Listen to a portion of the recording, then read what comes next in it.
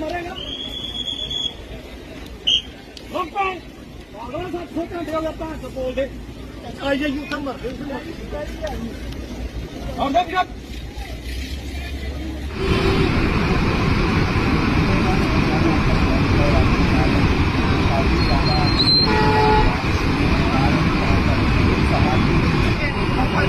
मेरे पीछे आप तस्वीरों में देख सकते हैं ये सहार घाट है। सहार घाट में देख लेंगे ये जो ब्रिज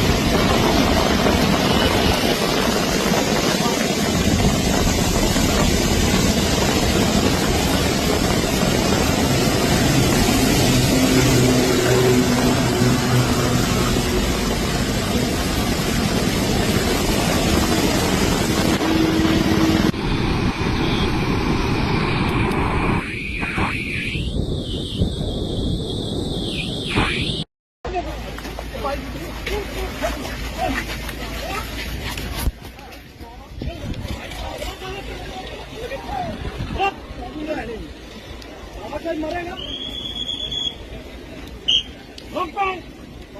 घंटे हो गया बोल दे आइए यू सब मर गए